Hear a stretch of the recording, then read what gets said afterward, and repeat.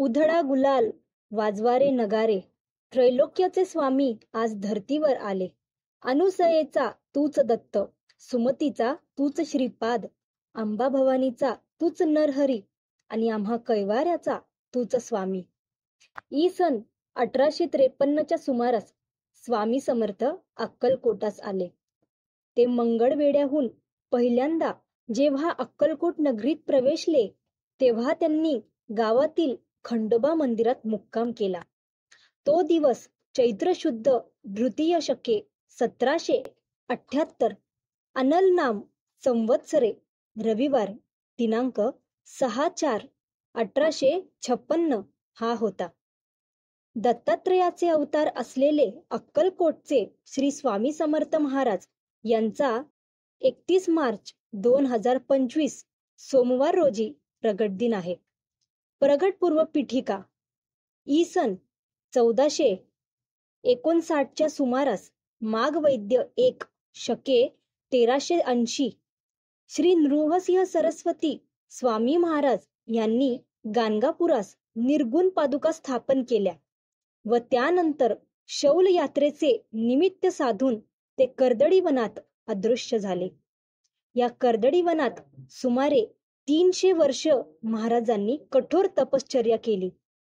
या काळात मुंग्यांनी त्यांच्यावर वारूळ निर्माण केले. एके दिवशी उद्धव नावाचा लाकूड तोड्या त्याच कर्दळी वनात लाकडे तोडीत असताना त्याच्या हातून कुऱ्हाड निसटली व ती वारुळावर पडली. उद्धवाचे निमित्त साधून स्वामी महाराजांना पुन्हा भक्तांच्या कल्याणासाठी प्रगट व्हायचे होते. कुऱ्हाड वारुळावर पडताच त्यातून रक्ताची धार उडाली व क्षणातच दिव्य प्रकाश पडून उद्धवासमोर एक अजानुबाहू तेजस्वी मूर्ती प्रगट झाली. तेच अक्कलकोटचे श्री स्वामी समर्थ महाराज होत असे मानले जाते. आपल्या हातून या महापुरुषाला जखम झाली या विचाराने उद्धवाला दुःख झाले व भय वाटू लागले. पण भक्तांसाठी माताच असलेल्या महाराजांनी उद्धवाला अभय व आशीर्वाद देऊन गंगातीरी प्रयाण केले. गंगातीरावर भ्रमण करता करता ते कलकत्त्यास गेले व तिथे त्यांनी महाकाली मातेचे दर्शन सुद्धा घेतले.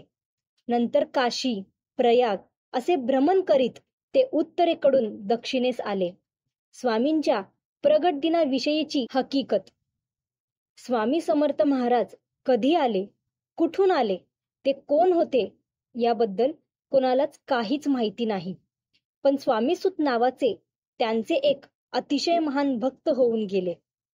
त्यांना स्वामी समर्थ आपला मुलगा मानायचे. त्यांच्या अनुभवावरून आपल्याला समजेलच की स्वामी कसे प्रगटले. तर स्वामींच्या प्रगटण्याची हकीकत अशी. शेकडो वर्षापूर्वी एक पंजाब प्रांतात हस्तिनापूर पासून 14 कोस जवळपास 24 किमी अंतरावर छेलीखेडे गावामध्ये झाला. त्या ठिकाणी विजयसिंग नावाचा एक लहान मुलगा आपल्या भाऊ आणि भावजई बरोबर राहायचा. तो मुलगा कोणाही बरोबर मिसळायचा नाही, तर तिथून थोड्याशा अंतरावर असणाऱ्या साधारण पडक्या अशा जागेत एक खूप मोठा वटवृक्ष होता.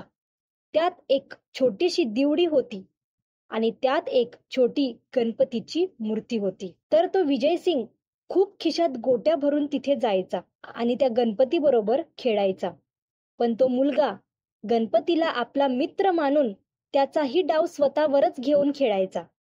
असेच एक दिवस त्या परमात्म्याला आपला आविष्कार दाखवण्याची गरज वाटू लागली आणि त्याने विजयसिंगला कारण बनवून आपला आविष्कार दाखवला.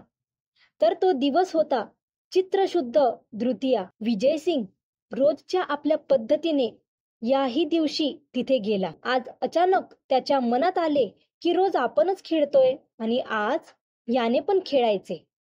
तर सर्व गोट्या त्या मूर्तीच्या समोर टाकल्या व ते बोलले, बाप्पा, रोज मीच तुझा डाव खेळतोय, पण आज नाही. आज तुझा डाव तूच खेळायचा. बस इतके त्यांच्या तोंडातून शब्द निघताच धरणी कंपित होऊन लागली. सर्वत्र ढग जमून अंधार होऊ लागला वारे वेगाने वाहू लागले.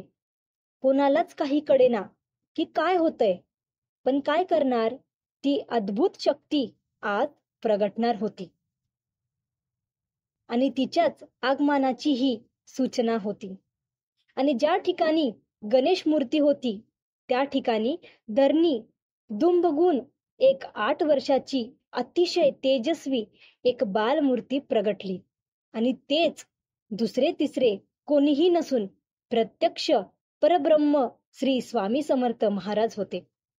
आणि तो विजयसिंग गोट्या खेळताना तेव्हा स्वामींकडून हरला आणि बालरूप स्वामींनी त्याला गोट्या उधार दिल्या आणि परत भेटण्याचे वचन देऊन तिथून ते गुप्त झाले. श्री स्वामी समर्थ प्रगट दिन थोडक्यात स्वामींचा अवतार हा पंजाब प्रांतात हस्तिनापूर पासून 12 कोस जवळपास 24 किमी अंतरावर छेलीखेडा नावाच्या गावात वटवृक्षाच्या जवळ गणेश मूर्तीच्या शेजारी शेजारी झाला. आता शंका ही उपस्थित होईल की ही गोष्ट कशी काय कळली. पण या गोष्टीचा उलगडा असा झाला, ते म्हणजे कोकणातील हरिभाऊ स्वामी सूत हे आपल्या सगळ्यांना ठाऊकच असतील. हे अक्कलकोटला आले होते आपल्या हेही इच्छापूर्तीसाठी. तेव्हा ते तिथे काही दिवस वास्तव्याला होते. तर पहा मंडळी, आपण आपल्या दैनंदिन जीवनामध्ये दररोज महाशक्तिशाली ग्रंथ म्हणजेच श्री स्वामी चरित्र सारामृत वाचतोय. त्यामधीलच श्री हरिभाऊ यांचा अध्याय आपल्या सगळ्यांच्या जीवाला लागणारा असा आहे. हरिभाऊ यांना आपण स्वामींचे सर्वात प्रिय भक्त म्हणून ओळखतो.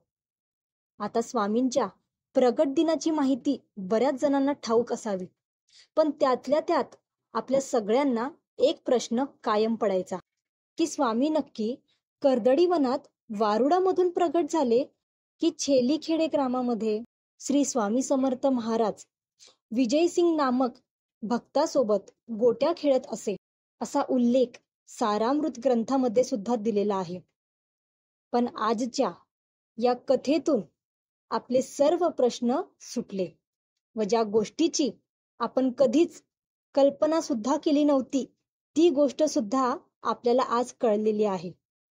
ती म्हणजे की छेलीखेडे ग्रामामधील विजयसिंग नामे भक्त ते दुसरे तिसरे कोणी नसून साक्षात स्वामींचे सर्वात प्रिय भक्त म्हणजेच स्वामीसूत हरिभाऊ होते. खरंच स्वामींची लीला आपल्या माणसाच्या समजण्याच्या फार पलीकडे आहे. जेव्हा हरिभाऊ अक्कलकोटला होते त्यावेळी साक्षात श्री स्वामी समर्थ महाराजांनी हरिभाऊला आपल्या पोटावर हात ठेवायला सांगितले. त्यावेळी हरिभाऊला आपल्या पूर्वजन्मीची आठवण करून दिली. खरंच आपल्या स्वामींची लीला अगाध आहे. या गोष्टीवरून किंवा या कथेवरून आपल्याला हे समजतंय की माणसाचा जन्म मृत्यूचा गाडा हा चालतच राहील, पण लाभलेला गुरु हा माणसाच्या प्रत्येक जन्मामध्ये सोबत असतो. तसेच तसेच आपले बरेच या आधी सुद्धा जन्म झालेले असतील. कुणास ठाऊक आधीच्या जन्मामध्ये सुद्धा स्वामी समर्थ महाराज आपल्या सोबत असतील. खरंच स्वामींसारखे गुरु लाभणे म्हणजे साक्षात कितीतरी कोटी जन्माची पुण्याई असावी. स्वामींना समजण्यासाठी आपल्याला कोटी जन्म सुद्धा कमी पडतील हो. त्यांच्या लीला, त्यांचे चमत्कार, त्यांचे अनुभव आज सुद्धा आपल्याला अचंबित करून टाकतात आणि स्वामींच्या हम गया नहीं जिंदा है या अभिवचनाची जाणीव करून देतात. सर्व स्वामी भक्तांना हीच विनंती आहे की तुमच्या आयुष्यामध्ये कितीही मोठे अडथळे अडचणी येऊ द्या, कितीही दुःख येऊ द्या, पण त्या लहान गोष्टींना कधीच घाबरू नका आणि त्यांना सांगा की आपले स्वामी किती मोठे आहेत. अहो, आपल्या स्वामींच्या 2 बोटामध्ये अख्खं ब्रह्मांड खेळतंय. त्या माऊलीसाठी या जगामध्ये अशी कोणती गोष्ट असेल जी अशक्य आहे. म्हणून कितीही काहीही झालं तरी स्वामींवरील विश्वास हा कधीच डगमगू देऊ नका. स्वामी सेवा करा, करत राहा, सेवेकरी व्हा आणि सर्वात महत्वाचं म्हणजे सेवेकरी घडवा. दुखित आणि पीडित लोकांना स्वामींचा हा सोनेरी मार्ग नक्की दाखवा. तर आजची ही कथा तुम्हा सगळ्यांना कशी वाटली हे मला नक्की कळवा. आणि व्हिडिओ आवडल्यास लाईक करा, शेअर करा आणि माझ्या चॅनलला सबस्क्राईब करायला विसरू नका. तोपर्यंत श्री स्वामी समर्थ आणि सर्वांना स्वामी